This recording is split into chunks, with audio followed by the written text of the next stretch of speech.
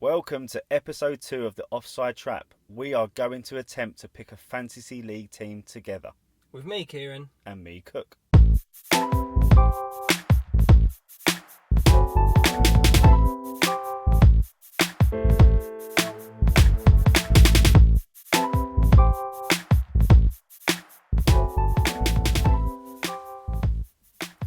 Not seen you much this week, mate. I've been out and about travelling for work. You had a good one?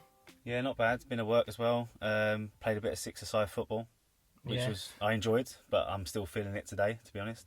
You must be feeling it, mate. You're getting on a bit now, aren't you? Well, I'm still mid-30s, so I still feel like I can give it some. But yeah, like I said, I go out there when I feel like 20 years old, and when I get off, I feel 60. So Really, yeah. Well, I have to say, my boy played in a tournament last weekend for his new team, and they done all right. It was absolutely baking. I mean, we shouldn't be playing football in those sort of conditions, but unfortunately didn't quite get to semi-finals. But he played well, and the team done all right, so it was quite good. It's all right watching in that weather, though, to be fair. Oh, mate, it was lovely. So the big news tonight that's broke is that the USA women have won the World Cup. They beat Holland 2-0, which means back-to-back World Cup wins for the USA and their coach. Did you see any of it, Kieran? What, the actual final? Yeah, yourself, yeah. No, unfortunately I didn't. I was out, so I didn't get a chance to see it. You see much of the actual World Cup itself? Do you know what? I watched a bit. I'm not going to sit here and say that, you know, I'm a big women's football fan or anything like that, but certainly watched the England games, and I think that it impressed me, actually. The standard impressed me, but the one thing that I really like about women's football is that when they get kicked, they just get up again. Yeah, I've noticed that, actually. Do you know what? Yeah, me and my wife were saying that the other day. We was watching the England team, and there was a couple of meaty tackles in there. But Yeah. they just didn't care. They No, just mate, got straight back up again. I think it's really refreshing, you know, because you watch some of these blokes running around, and they really should be embarrassed when they watch this, because I can't remember who it was, but someone really got crunched, and, you know, she got a bit of treatment, but she was up again running, and they weren't asking for players to get booked or anything like that. I thought it was quite refreshing. Oh, good stuff. Okay, so the other news this week, so big news. Spurs signed Ndombele and Jack Clark. Who? Jack Clark? Right. You know anything about him? No, nothing. I've not heard of the other fella either. So Jack Clark is a left-sided player from Leeds United, which Spurs have signed for around 8.5 million, but then load him straight back to Leeds. Yeah. And Tanguy Ndombele is a Lyon midfielder, central midfielder, box-to-box player. Oh, this is the fella you were showing me the videos on YouTube. Yeah, all the YouTube videos. I think right. Every Spurs fan in the country has probably YouTubed this guy. But to be fair, what we've seen on YouTube and what I see in the Champions League group stage against, I think it was Man City, he looks a talent. He looks a very good talent at 22 years old. He's cost Spurs £65 million, which is a club record. It's a lot of money, that. So it's a lot of money and a lot of expectation. But they've done the business. So fair play to them. Well, I mean, what I would say is the 45-second clip on YouTube you showed me was fairly impressive, but You're not a fan of YouTube clips, are you? not really. Okay, moving on. We've also got Rodri has gone to Man City from Atletico Madrid. Not a player I know a lot about. Again, another club record, 62.5 million. Anything on him? No, apart from it's just getting a bit boring, isn't it? City signing all these players and making themselves better. Just win the league again, yeah? Yeah, absolutely. In the other news as well, so we've got Phil Jagielka returning to Sheffield United on a free transfer. A lot of Sheffield United fans excited about that. I think that's a good move all round, actually. I mean, obviously Jagielka was there when in his younger days, but actually for Sheffield United to have a player of his experience, I'm not sure he's going to play week in, week out. But I think he's a good sort of person to have around the club, give him a bit of Premier League experience, and, you know, I still think he's a pretty decent defender. I think promoted teams need a wise old head, don't they? Especially at the back. Someone who knows the club as well. Yeah, knows the really club, handy. and good signing. Iozo Perez, is that how you say it? I'm not Yeah, sure about his first yeah. name. I think you can say it a bit better than I can. Iozo Perez, yeah. Iozo Perez has Yeah. joined Leicester from Newcastle for £30 million. I'm a bit shocked they've let him go, if I'm honest with you. I think it's about the situation at Newcastle ain't great. So I'm not surprised if players are going to leave Newcastle at the moment, to be honest. I think it's a bit of a mess. Yeah. But Leicester, great business. I think he's a good player. Yeah, I think he's a good player, and he sort of picked up a bit of form last year and showed that he could score some goals. So that's why I'm surprised that they've let him go. No, I think. Do you know what? I think Leicester are going to be a pretty decent side this season. I think they're my surprise package. I think this season for European place. I think they've signed very well so far. Yeah. I don't think they're going to keep hold of Maguire, but I do think they've brought in some good players, and I think Brendan Rodgers in himself will, sort of propel the club into Europe. Yeah. Hopefully this season. Yeah. And the other news is Lampard has officially gone to Chelsea as the head coach. Yeah, it was always happening. Yeah, a story that's been going on for a week or two, but now it's finally come to a conclusion that Lampard is the manager at Chelsea. Yeah. Any thoughts on that? Well, nothing really than what's been reported. I think for the situation that Chelsea are in respect of the transfer ban, I think, well, Sarri didn't really do anything wrong to start off with, but what I think you will get from Lampard is he will go to what he considers are the best players that are in form, and he won't be afraid to play, the younger lads. He won't be afraid to play people like Loftus-Cheek and Hudson-Odoi. So I think in that respect, it's a good opportunity for Chelsea and for Lampard because, I think it's almost going to give him a couple of seasons of resetting, really, and being able to get some of those younger players through rather than shipping them off. And we've seen the results of some of those players, De Bruyne and Salah and co. I think it's a good opportunity for Chelsea. They may struggle a little bit this season, but I think it will build them in good stead. I think like the first season for them is almost like a gimme. Yeah. It's not like expectation-wise, there's not much No. with the transfer ban. I think top 4 finish is probably what's on the agenda. Yeah. I don't think a trophy's that important, but No. it'd be obviously lovely for Lampard to do that. Yeah. But I've also seen that he's going to bring players like Drinkwater and the other fella. Not sure of his name now. He's going to bring 2 guys back in from the cold, basically. I think Drinkwater and someone else. He said like they've got a role at the club when they look like they were going to be on their way out. Right. So that's refreshing. Is it Drogba, is it? No, not Drogba. But Drogba's but Drogba is going to join part of the coaching staff. I've heard. Yeah, so I've he's heard that, coming yeah. on board. So that'd be interesting to see. I think the only one thing for me is Lampard's going to be going back there and probably going to be the best centre midfielder there. Especially in training, yeah. Yeah. But it remains to be seen what goes on there. But, I think Lampard will do a good job. I said that in the last podcast. I think he will do a good job. He is Mr. Chelsea, as I've said before. Yeah. But I do think this season is a gimme. Okay, so moving on to some questions now from social media. We've had some inboxes from Instagram. And the first one, Kieran, is from @2news12, obviously a Newcastle fan. Mm. And they have asked, who do we think should take the Newcastle manager's job? I think first of all, obviously, I think it's a shock that Rafa went in the first place because I know people say it a lot, but he is a top manager, maybe at a club that I'm going to risk a backlash here of saying don't deserve him, particularly with how Ashley runs the club, and I know there's talks of sales and stuff like that. But he's gone, so there are a lot of managers out there. Obviously there's the Jose connection. I'm not really sure he would go to Newcastle, and then also I'm not really sure Newcastle fans would want Jose's style of play. But they would love Mourinho in there, let's be honest. Yeah, I think so. I mean, it would guarantee trophy, wouldn't it? Well, with money guarantees trophies. With a Newcastle club that's not obviously going to spend millions and millions like normally Mourinho does. Yeah. Can he win a trophy at Newcastle if he was to go there? Yeah, well, I think he could. They're a big enough club to do it, and it is like you said. It's like with the biggest the right investment, shall I say? Not the biggest investment, the right investment. I think that they could attract decent players because who wouldn't want to play there? It's a massive club, massive club. I mean, in answer to the question for me, I think someone like Eddie Howe would be perfect there. I think he has shown what he can do at Bournemouth on a shoestring budget, if you like. Mm. He has kept them up. He does play some really good football. Yeah. Doesn't always get the credit he deserves. I think he would be a great manager at Newcastle. One of those managers where, again, the expectation isn't massive. Yeah. But I think he could do a decent job there and get Newcastle playing football the way the fans like to play. Yeah. Especially at Newcastle, at St James's Park. Yeah. I mean, it'd be interesting to see. I was sort of thinking, would they go for perhaps a bit more of a riskier manager? There are people like Thierry Henry, for example, knocking around. I'm wondering if they might give him a go. I'm wondering if they might sort of go go someone like Mark Hughes or something like that, I'm not sure that would be the right call. I can't see it. No, I can't see him going for a manager like that, especially like he's basically like a scrap heap manager at the moment, Mark Hughes, isn't he?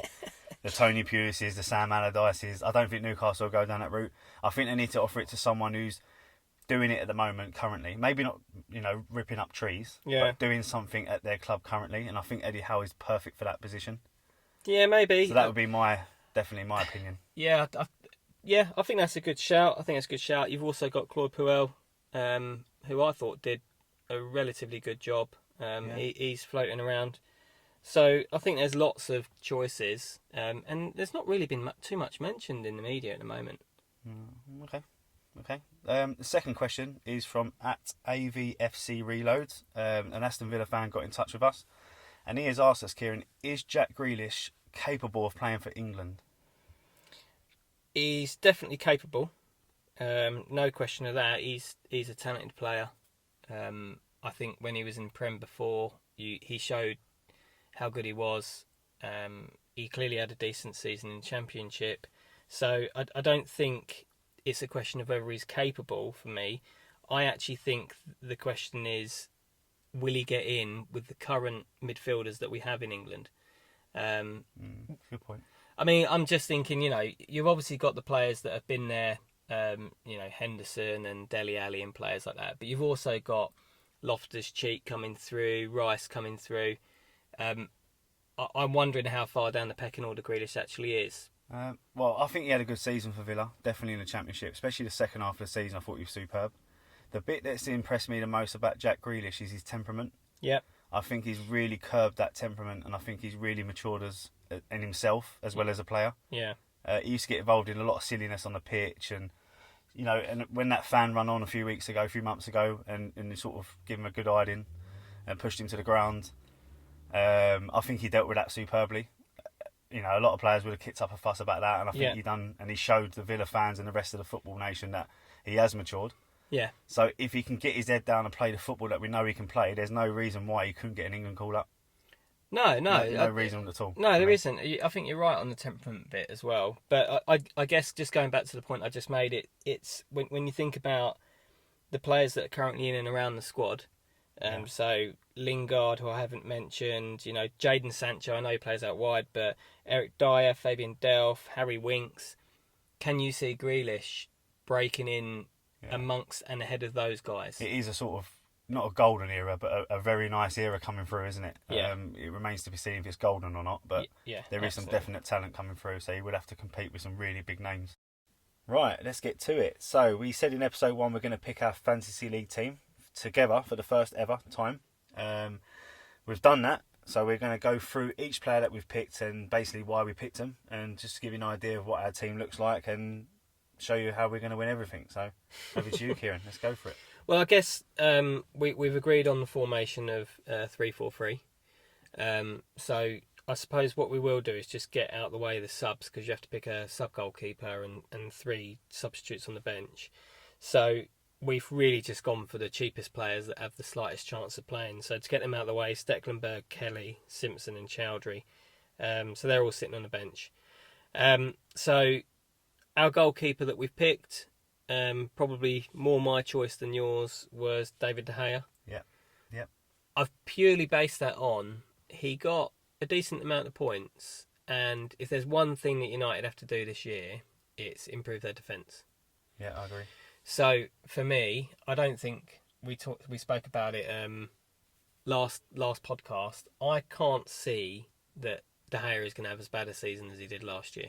No, and I totally agree. Which is not something we do a lot. No. But no, I totally agree. I can't see him having a wobble like that again, to be Wicked. honest. So De Gea in goal. Definitely. Lovely job. Okay, so in defence, we've got 3 in defence.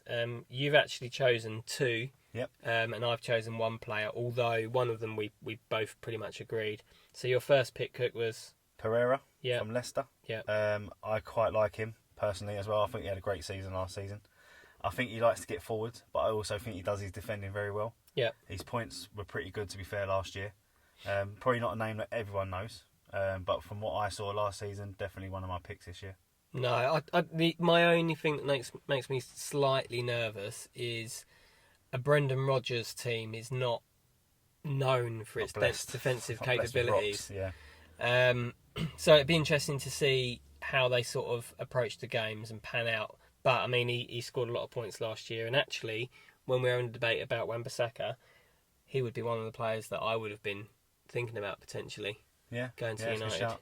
No, I've just got a funny feeling about Leicester this year. I think they're going to have a good season. I think Okay. they're going to be a surprise package. So I've got this. Don't worry, I've got this.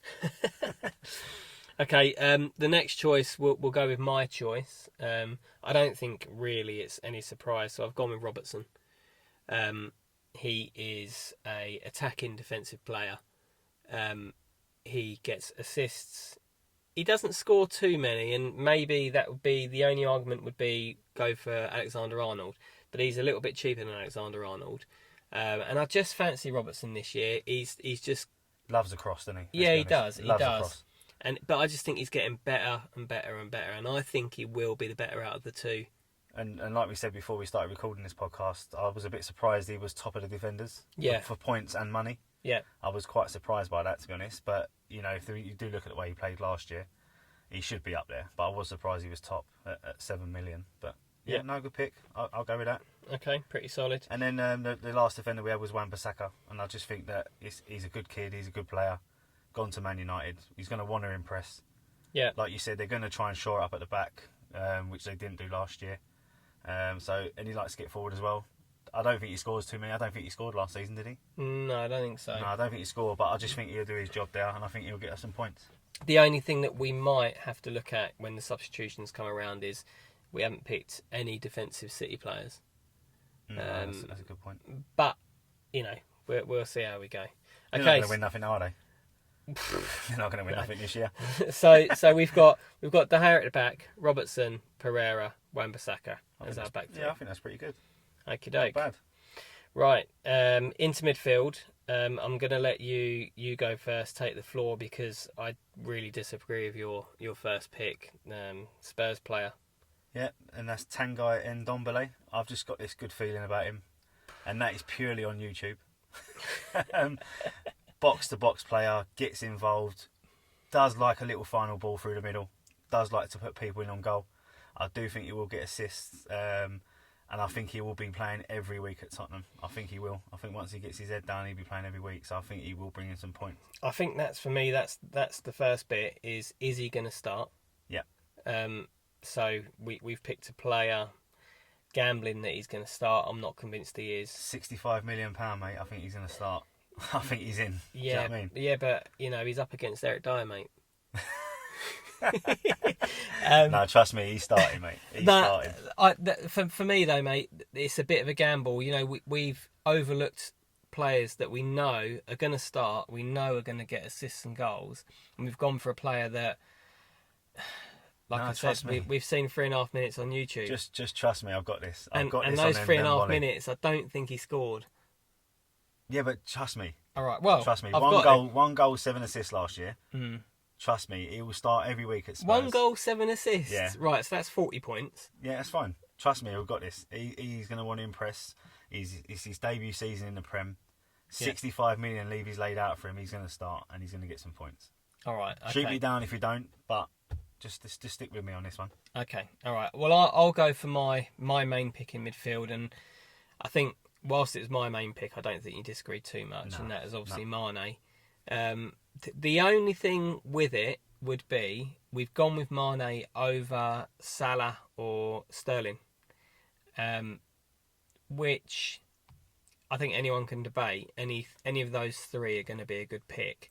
But again, I've just got a good feeling about Mane. He was unplayable last year, and I think he could continue that this year. And Salah, everyone said he didn't have as good a season. He obviously still finished joint top goal scorer. But I just think Mane's gonna outdo him this year. And then Sterling was just that little bit more money. Yeah, I think Sterling was just a bit too much for us. But I think any Premier League fantasy team this season has got to have either Sterling or Salah or Mane. Yeah. Unfortunately, we didn't have enough money for Sterling. No. But I do think we've done the right thing with Mane over Salah. Yeah. I just think Mane will just pick up where he left off last year. Yeah. So we've agreed on that pretty much straight away. Yeah. Okay, that's fine. So you've gone for a Bournemouth player next. Yeah, I've gone for a Bournemouth player, which is pretty surprising. I've gone for Ryan Fraser. He was actually the 4th or 5th top scoring midfielder last year. Yeah. And his price is rocketed to 7.5 million for this season. Rightly so. I think he's a menace. I think he's an absolute menace. He loves getting crosses in the box. He loves getting down the wing. And I do think he might move to Arsenal. I've got a feeling that he might move to Arsenal this season. So if he does do that, then that's only going to be better for our fantasy league team, I think, playing in a better side. But he does rack up assists. And like I said, he's the 4th or 5th top scoring midfielder. So for me, that is my little surprise package. Yeah. You did raise your eyebrows when I put him in. And you did laugh like you are now. But trust me on this one again. I've gone for some outside choices, but they're going to come good. They're definitely going to come good. Yeah, I know what I'm doing. The only reason I chuckle, mate, is because just going back on our past fantasy footballs, I think I've come out on top a bit more than you. So Yeah, but I like to take a risk. I yeah. don't go for the straightforward players like Mane and Salah, and I just like to have a little bit of a cheeky little Fraser. That'd do. Okay, all right. So then making up the 4 in midfield, we've gone for Bernardo Silva. Yeah, Again, a player that we both agree on. bargain. 8 million. Yeah, and it was really a shootout between him and De Bruyne, and Bernardo Silva got the nod just because of fitness issues with De Bruyne and whether he's going to be able to play week in, week out. I really like Bernardo Silva. I think he's going to be a world class player if he's not already, and I think that he's going to tear it up. To be honest with you. No problem with that whatsoever. Bernardo Silva's got to go in there for me. Absolute worldie of a season last year. Okay, so that's our midfield: Bernardo Silva, Mane, Ndombele, and Fraser. Yeah, happy with that. Decent. Okay, so we've got an attacking lineup, Trio. a trio up the top. Yeah. Absolutely formidable. Go with my first Formidable. pick. Yeah, go with my first pick, which is Aubameyang. I don't think I really need to say too much. Goal scorer. Yeah, he's going to score goals, let's be honest. Yeah, absolutely. He will score goals galore. I think even in an Arsenal team that struggle, he will still score goals. I think personally he will get more than Lacazette as well. Yeah, no, I agree. I think Lacazette works harder, and I think Aubameyang just tends to stroll around, but he does find himself on the score sheet. Yeah. A little bit like Berbatov used to be Yeah. at Tottenham. Just stroll around, but then all of a sudden you score 2 in 20 minutes. So, yeah, no surprise for me. Aubameyang's in there. Okay, the next pick, we've gone for a striker that is sort of a mid-price range. Good value for money in terms of points. Callum Wilson. Yep, good pick. Happy with him? Yep, definitely 6 million. Take that. Scores goals. Yeah. Gets involved. Yeah, it will be interesting to see how Bournemouth play and whether that suits Wilson. But also, actually, whether Wilson's even going to be there at the start of the season. Because I would have thought there's some clubs after him. Yeah, I think I heard something about West Ham, something potentially, but now they're going for that Maxi Gomez from abroad, so maybe that's died down a little bit. No, I think Callum Wilson will be there at the start of the season. Yeah, I think he's a solid choice, Wilson. Yeah, for 6 million, he'll definitely return some goals. Yeah. Okay, and then I think just rounding the team up, again, is a little bit of an outside pick, but actually when you look at his stats, you can't really argue, and that's Jimenez at Wolves. Yeah, I think that's a good pick. For the money... You would think it's a good pick. You picked him. Yeah, I think that, for me, I'm backing that all the way. I think he had a good season last season. Points on the last fantasy league, last season definitely speak for itself. I think the money, what we're paying for him is pretty good. It could have been a little bit more, I think, than what we actually paid for him on the fantasy league team. But no, I think it's a good pick. So I think, Aubameyang, him and Wilson, I think that's not a bad front three, is it? Let's be honest. No, I think the only thing for me is maybe we could have gone with Jota rather than Jimenez, but I think it's the same argument for both players. I think the one thing we're going to be relying on is Wolves having a good season again. Yeah, and I think they will. I think they will definitely score goals. I think they'll have, still play the same football they played last year. They didn't lose any players. Yeah. And they haven't lost their manager either, which is, a critical thing. Yeah. They've kept their manager. I expect Wolves to pick up where they left off last year. They are in Europe. Yeah. So that is a bit of a dent to the Premier League, if you like, if they're concentrating on that. But no, I think you score goals. Okay, so I mean that's the 11. Just before we summarise the 11, we just got to think about a captain for first game of the season. Obviously that might change with injuries and stuff, but I'm just looking at those 11 players, and really stands out for me is Mane at home to Norwich. It's more the fixtures, isn't it, than the players? Yeah. It's who they've got in that first game. We want to get off to a good start. Yeah. Liverpool at home to Norwich. It's got to be a banker, innit? Surely. So yeah, well, I'd hope so. But you agree with me that Mane should be the captain? Yeah, I think he'll get a couple there. I think he'll get us off to a flying start. Okay. And then it's obviously the vice captain. So, for any reason that Mane doesn't turn up or doesn't play. Doesn't turn up. That'd be a worry, wouldn't it? Or he gets sold. He gets sold to Real Madrid or something like that. We need a vice captain. He's out on the lash the night before and doesn't make the coach. Is that what you're saying? Yeah, I mean, well, Bernardo Silva sort of stands out, doesn't he? Yeah. West Ham. And who they got for West Ham? Yeah, West Ham. Yeah, West Ham. Which, they beat them 4-0 at the start of every 4 or season, don't they? 5-0, yeah, something like that. Yeah, no, I don't think that's a bad vice captain. All right, cool. So, I guess just to summarise the team then. So, again, we're going with a 3-4-3. The 4 players that we've got on the bench, who we haven't really spoken about, but it's Stecklenburg, Kelly, Simpson and Chowdhury. But our starting 11, if there are no injuries or transfers, we're going to go De Gea in goal, Robertson, Pereira, Wan-Bissaka. In midfield, Bernardo Silva, Mane, Ndombele and Fraser. And then up top, we've got Aubameyang, Jimenez and Wilson. No, I think that's pretty good. I think we've done all right, Because we've never done it before together. Yeah. I think that's not a bad side, Yeah, I'm. Some of your picks there are a little bit out there. Trust mate. me, they're going to come good. Yeah, well, we'll see, won't we? You've got to take risks. I think you've got to take, and you'll do that throughout the season. You're going to throw some players in there that you're not, you're going to do it. You're going to have to make transfers now and again. Yeah. But no, I think we'll do it. So we just want to make sure that we don't come bottom of our league. That's all we've got to make sure, because we're going to get the listeners involved there. Hopefully join our league. Yeah, I was going to say, hopefully we'll get some people to join the league. But mate. we're confident, aren't we? We are confident. Well, I think we can do okay. Definitely. So what's the plan then? Are we're gonna get the league password out and we're gonna share that on social media? We're going to create a league on here. So this is the official Premier League website. So anyone that wants to get involved, that's where you need to make your team.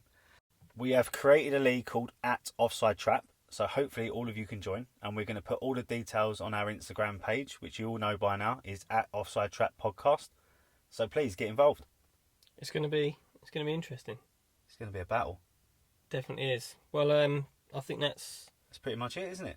That's it for this week. I'm looking forward to the season starting, because that's invariably where we start to have our debates, where we fundamentally disagree about stuff. Yeah, sounds good. Yeah. Okay. Well, hope you enjoyed it. Give us some feedback on Instagram and YouTube, and we'll talk to you again next week. Later.